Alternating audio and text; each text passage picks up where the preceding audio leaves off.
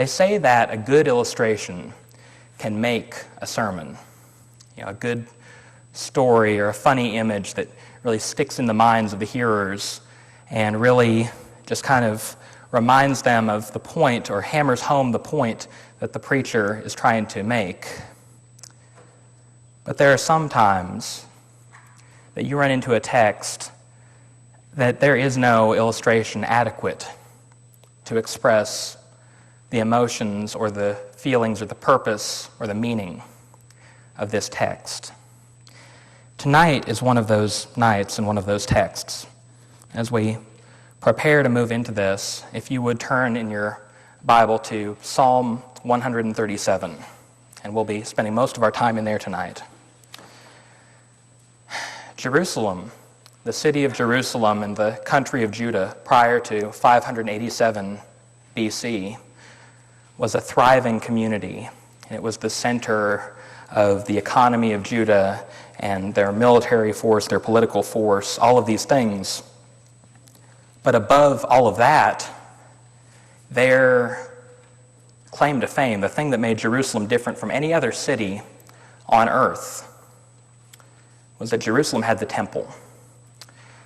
And in Jewish belief and Jewish thinking, the temple was the place where the presence of God chose to reside. And this temple that sat on Mount Zion, this was where God made his home. And God was present all over the world, but this was his HQ. They didn't look at the temple the way that we look at our church buildings. This was not a place that was convenient to gather, and that was the extent of its significance. They believed that God really lived in this building. And the temple was at the heart of Jewish thinking in their identity, the stories that they told about who they are and where they've come from and where they're going. It was at the center of their culture and their personal identity, their belief about God. In 587 BC, the temple was destroyed by Babylonian forces that invaded Judah, sacked Jerusalem, killed many men, women, and children, and carried off much of the intelligentsia and the skilled workers of the city and the country, carried them back to Babylon to serve as indentured servants or slaves. But they destroyed the temple. And this created a crisis of faith for every Jew that was faithful in the entire world, because they believed that their God lived in this temple. So what does it mean when their temple is destroyed by foreign invaders? And so it is from that perspective, it's from the perspective of one of the exiles that was carried off to Babylon, that Psalm 137 is written. So if you would, read with me, starting in the first verse, and we'll work through this. By the rivers of Babylon, there we sat down and there we wept. When we remembered Zion, on the willows there we hung up our harps. For there our captors asked us for songs, and our tormentors asked us for mirth, saying, "Sing us one of the songs of Zion." How could we sing the Lord's song in a foreign land? You need to understand what's being asked here of the Jews by the Babylonians. Babylon, these rulers that were taking them captive, they were not just asking for a Jewish folk song or, a traditional ballad from their time back in the past when they were living at home. What they were asking for is much more intentional and much more sinister, spreading salt into the wound. You see, the songs of Zion were what was demanded. What are the songs of Zion? Well, to give you a representation of it, Psalm 48 is a song of Zion. And Psalm 48, verses 9 through 11 says, "We ponder your steadfast love, O God, in the midst of your temple," the temple that has been destroyed. "Your name, O God, like your praise, reaches to the ends of the earth. Your right hand is filled with victory." But where is the victory? "Let Mount Zion be glad. Let the towns of Judah rejoice because of your judgments." Another song of Zion is Psalm 46. And the first verse of Psalm 46 says, "God is our refuge and strength, a very present help in trouble." But the Jews are in trouble, and Yahweh does not seem to be present anywhere. So they say, how can we sing the Lord's song in a foreign land? These songs were exaltations of the victory of the Lord, what he has done for them and his might and his victory. And the Babylonians are asking it of them as a torment. It's not enough that they have dominated the Jews and have carried them out of their own country, have given them a different language and a different culture, told them that they must worship different gods. It's not enough for them to do all of that, so they feel the need to turn the knife, to emotionally torture their captives by saying, "Sing us those songs that tell us all about how powerful your God is, and about his temple and his dominion over all." The scholar Walter Brueggemann says, "Such songs of Zion are not for public review. Indeed, the songs of Zion are pornographic when they are sung among those who do not hope in Zion." These songs, sung in the context that the Babylonians are demanding, would be an obscenity, would be sacrilege. So they hang up their harps in the willow trees and they say, how could we sing the songs of the Zion here? If we read on in Psalm 137, "If I forget you, O Jerusalem, let my right hand wither. Let my tongue cling to the roof of my mouth. If I do not remember you, if I do not set Jerusalem above my highest joy."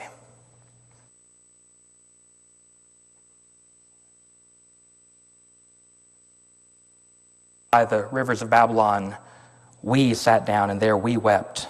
But in verse 5, it shifts to singular. It says, "If I forget you, O Jerusalem, let my right hand," the hand that once plucked the harp in songs and psalms of exultation, songs of Zion, "let it wither and die." If I forget Jerusalem, then the tongue that once sang psalms of praise to the Lord, let it stick to the roof of my mouth so that I can't sing anymore. And so this curse that the psalmist is calling down on themselves, if they forget, they're saying, I cannot afford to forget where it is that I'm coming from and what it is that I have experienced. I think that it would be easier in the situation that they are in to forget, to repress those old memories. You could say, that was a lifetime ago. That was so far back in time. That was before I saw my friends and my family killed or taken as slaves. That was before our homeland was overrun by foreign invaders. That was before the temple was destroyed. But this is where we are now. This is the reality that we're experiencing now. And it's too painful to remember those old memories. I think it would be very tempting and very easy to do that. But instead, the psalmist says, if I forget, then let these things befall me, because I cannot afford to forget where it is that I'm coming from. I cannot forget Zion and Jerusalem. I cannot forget Yahweh, even when, by all appearances, he has forgotten about us. And so, with that, We reread on into verse 7. The psalmist says, "Remember, O Lord, against the Edomites, the day of Jerusalem's fall. How they said, tear it down, down to its foundations." Who are the Edomites? If you read through Obadiah, which is a really short minor prophet in the Old Testament, then you see that the Edomites were the next-door neighbor nation to Judah. And when Babylon invaded, Edom would have been in the perfect position to step in and assist, to fight alongside Judah, to ward off their attackers. But not only did Edom not do that, they served as Babylon's cheerleaders. See, they could see where the wind was blowing of power and of control. And so when they saw that Babylon had the upper hand, they said, well, we better get right with those people. And so they cheered on the Babylonians as they destroyed the city and overran it, as they destroyed the temple. And so the psalmist is saying, God, don't forget about the evils that they have committed. They didn't destroy Jerusalem, no, but they were complicit. They were in a place to help, and they chose not to. So the psalmist says, Lord, don't forget about their sins. And then we come to verses 8 and 9, some of the hardest verses to stomach anywhere in the Bible, verses that, quite frankly, I wish weren't in there. But they are there. And so we have to deal with them somehow. We have to figure out a way to work through them. The psalmist continues, O daughter Babylon, you devastator, happy shall they be who pay you back for what you have done to us. Happy shall they be who take your little ones and dash them against the rock. What are we to do with this, to even begin to do with this?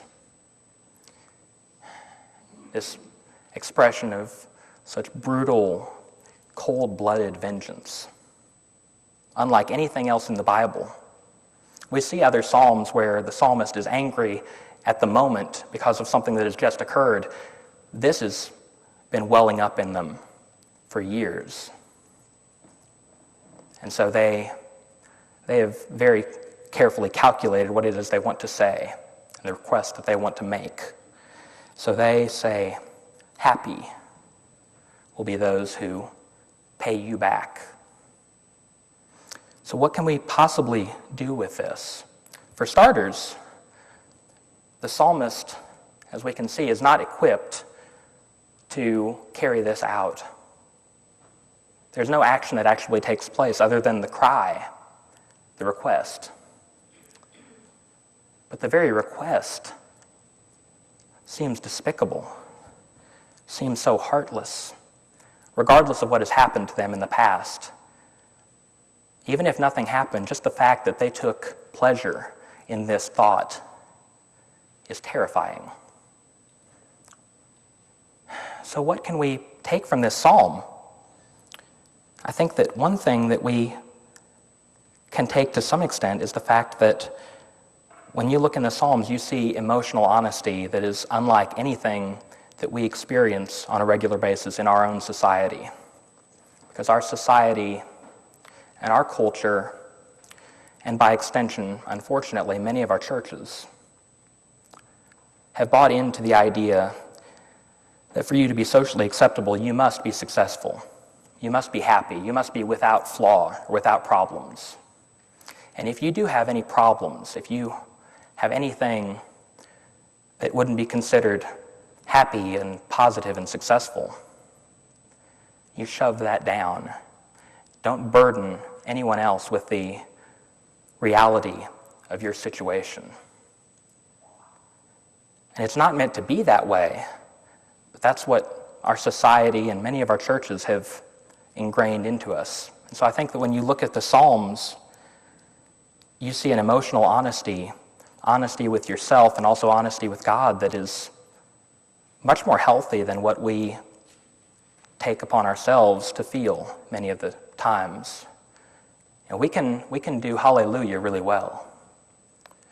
But when we are suffering, when we are feeling anger, depression, anxiety, even rage, we are taught explicitly and implicitly to keep that to ourselves.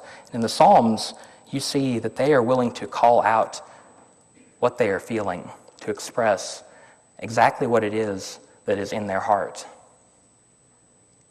And I think that, as a principle, is healthy, much healthier than the way that we treat our emotions many of the times. That all being said, that does not exonerate this psalm or this psalmist, because there are other psalms that show emotional honesty and show expression of exactly what is being felt. That's what the Psalms are, expressions of emotion, whether it's joy, Lord, you are great and greatly to be praised, or whether it's lament.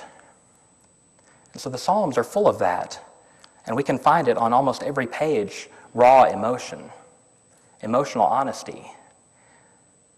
But Psalm 137 is unique because of the way that it ends. And the fact that the psalmist is showing emotional honesty does not make it better what they are asking for. So I think that when you look at this psalm, we have to go further than that, because that is not satisfying. It's not to me, and it should not be, I would submit, to you. So we have to look further. What can we do with this? Can we do anything with this?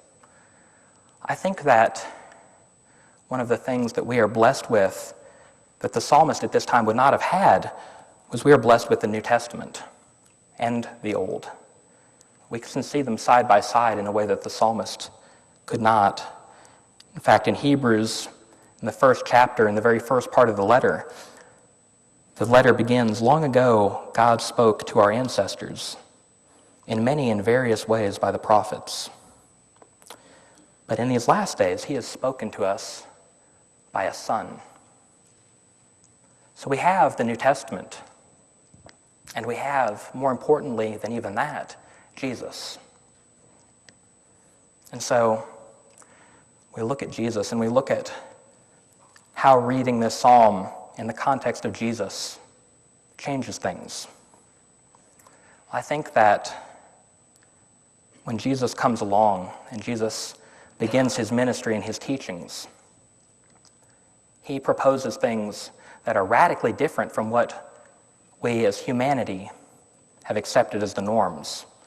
You see, it's not hard at all to imagine that this psalmist is caught up in a cycle of violence. And in this point in the cycle, they are the victim. And they are the ones that have been victimized by Babylon, which is the villain right now. And they've also got Edom, who was not the one that sacked their city, but they could have helped and they didn't, which makes them complicit to the violence. And so the psalmist is the victim in this cycle right now. But what the psalmist is asking is, let us become the aggressor in this situation. Let our deaths of our people be avenged. And by the old ways, the ways that have been accepted since Cain killed Abel, this makes perfect sense to us. We have this cycle that continues on. And just as the psalmist was caught up in this cycle, we today, by our default, by what society and culture and our life experience tells us, should continue that cycle There will be times that every one of us in here is the victim, is unjustly mistreated by something that was no fault of our own. There will also be times when we are the villain. There will also be times when we are complicit to the violence. And this cycle continues and continues. On and on it goes, and this wheel keeps spinning. But when Jesus comes, he gives us the means and the way to jam a stick into the wheel to stop this cycle. See, Jesus comes and says, "You have heard it said, an eye for an eye and a tooth for a tooth." That's what the psalmist is asking for. See, war in those days would have been different from the way that we imagine war today. In war today, there are at least a rough set of rules that are accepted by people, that as much as is possible, you keep civilians and innocent bystanders and women and children out of the line of fire. In the day of the Psalm, in the day of 587 BC, the defeat of a nation's warriors was only the beginning. The soldiers of the victorious nation would continue on to brutalize the women and to kill them, including pregnant women. And they would put children to death by the sword. And they would take the little ones. So what the psalmist is asking is an eye for an eye and a tooth for a tooth. That's a good case to be made for it if ever there has been one throughout history. But Jesus comes and he says, "You've heard it said, an eye for an eye and a tooth for a tooth. I tell you, do not oppose an evil man, but when someone slaps you across the face, turn the other cheek to them." And nowhere is this teaching more prevalent than in Jesus' death. You see, the old hymn says that he could have called 10,000 angels to destroy the world and bring him home, but really, it wouldn't have taken 10,000, it would have just taken one. One angel would have been all it would have taken to bring Jesus down from the cross and to kill everyone that has opposed him. Pontius Pilate, Herod, the scribes and the Pharisees, Judas, Peter, who denied Jesus 3 times. And that would have been just, and Jesus had a just right to do this. But he gave up his right for justice in the search for something better. You see, Jesus saw the cycle of violence, and he also saw the way to end that violence, and to end the cycle. Jesus shows us that there is power in being powerless, that there is victory in defeat. And this goes against everything that our life experience and our society and our culture tells us on a daily basis. They say, continue the cycle. You're the victim now, you beat the aggressor tomorrow. But Jesus shows us a better way. By giving up his right to justice, he shows us the better path. And I think that when Jesus says, if you want to follow me, take your cross and follow me, I think that he's saying that sometimes that will mean giving up our rights for the sake of something better. I think that means that sometimes we will forfeit what is just in the name of something that is better than justice. I think that this psalm is powerful for us today because it shows us just how much we have to give up if we are to follow Jesus well. When we are following Jesus, we are following him faithfully. When we give up our right for justice, we give up the right to pray things like Psalm 137, verse 9. And when we give up that right, for what is justice, then we can experience something that is so much better than mere justice. You see, Jesus teaches us that sometimes this is necessary, and for us, we are Americans. We are used to our rights. We are used to having our Constitution, and there are certain inalienable rights, and we are very happy with these rights. Anyone that starts talking about giving up rights, people get very nervous very quickly. But with Jesus, I think that is what is taught in his life and in his death. I think that Psalm 137 shows us what it is to follow faithfully, even when it is hard. Even when our enemies don't deserve forgiveness. There is a story in the book Les Miserables that I believe is the most powerful story I have ever encountered, telling of undeserved forgiveness anywhere outside of the Bible. You see, the main character, Jean Valjean, he has been released from prison, but he is still on parole. And as part of his parole, he must present papers anywhere that he would apply for a job or eat a meal or lay his head. These papers say, do not trust this man. Do not let him stay anywhere near you because he is dangerous. And if you turn your back, he will hurt you. The ghosts of his past sins still follow him. And so he is looking for a place to stay, just to lay his head, starving, worn out. And he comes to this church. And he comes to the priest, and the priest says, hello, my son. And Jean Valjean begins to pull out his papers. The priest says, no, there's no need for that here. You are our guest. The Lord has blessed us with food, so come in and eat. The Lord has blessed us with a home. Come in and lay your head down and take rest. Stay as long as you need until your strength is returned. And so the priest shows this great hospitality to Valjean.